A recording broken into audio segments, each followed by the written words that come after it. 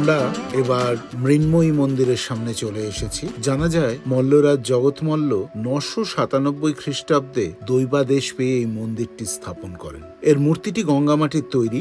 দুর্গোৎসবের সময় 15 দিন ধরে পটে পুজো হয়। মল্লরাজাদের সময় থেকে এখনো অবধি এই মায়ের পুজো হয় তোপধ্বনি করে। মহাষষ্ঠীর সন্ধি পুজোর সময় তোপধ্বনি দেখতে প্রচুর লোক ও পর্যটকের সমাগম হয়। রামকৃষ্ণদেব স্বয়ং এখানে এসেছিলেন। আর এই মন্দিরের পেছনেই রয়েছে রাজবাড়ির ধ্বংসাবশেষ। এখন আমরা যে জায়গায় দেখছি এটা হচ্ছে দেখুন বিখ্যাত কামান, যার নাম হচ্ছে দেখুন দলযুক্ত মর্দন। অপভ্রংশ হচ্ছে দলমদল। অ্যাকচুয়ালি দল কথার অর্থ হলো শত্রু, আর মর্দন কথার অর্থ হলো নিধন। শত্রুকে নিধন করেছিল এই কামানের সাহায্যে। 1742-এ যখন বিষ্ণুপুরকে কয়েক হাজার বর্গী নিয়ে বিষ্ণুপুরকে আক্রমণ করেছিল, সে সময় আমাদের বিষ্ণুপুরের রাজা এবং প্রজাবাসীরা কিছুতেই বিষ্ণুপুরকে রক্ষা করতে পারছিল না। তখন বিষ্ণুপুরের রাজারা হে প্রভু কৃষ্ণ বলে রেখেছিল। কৃষ্ণ মানুষের রূপ নিয়ে কামান ব্যবহার করেছিল, যেটা কিন্তু কথিত আছে, যেটা কিন্তু আমরা ইতিহাস থেকে পাই।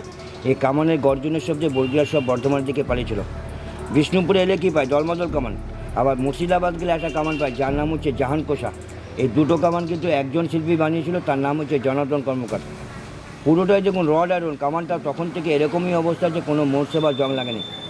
যে কামানটি দেখছেন এই কামানটি কিন্তু কোনো রেঞ্জ কামান নয়। তখনকার দিনে যত কামান ছিল একটাও কিন্তু রেঞ্জ কামান ছিল না। তখনকার সময় যে কামান ছিল এটা যে গাদা বা গর্জন কামান। যে সাইড থেকে ঢোকানো হতো সেই সাইড থেকে কিন্তু গর্জন করে বেরিয়ে যেত।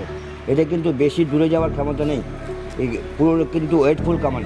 এই কামানটা ওজন হচ্ছে দেখুন 300 মন, আর কুইন্টালে যদি আনেন 112 কুইন্টাল, মানে প্রায় 1.5 টনের কাছাকাছি। এটা ব্যবহার হয়েছিল রাজবাড়ির গেটের ওই সাইড থেকে, মূর্চার পাহাড় থেকে। এই কামানটাকে তুলে নিয়ে এসে রেখেছে কারা? ব্রিটিশ গভর্নমেন্ট 1919 সালে সিমেন্টের বেরি করে নিয়ে এসে ফার্স্ট ব্রিটিশ গভর্নমেন্ট এখানে নিয়ে এসে রেখেছে। কামানটা এখানে পড়ে আছে 101 বছর। কামানের কাছে গেলে বুঝতে পারবেন 63টা রিং এবং বালা পেটাই করে কামানটা তৈরি করা আছে। তখনকার দিনে ঝালাই বা ওয়েল্ডিংয়ের ব্যবস্থা ছিল না, তাহলে আরেকটার সাথে একটা জয়েন করেছে কী করে? লোহাকে গরম করেছে, পিটিয়ে আরেকটার সাথে আরেকটা রিং জয়েন করেছে। এইভাবেই কামানটা তৈরি করা আছে।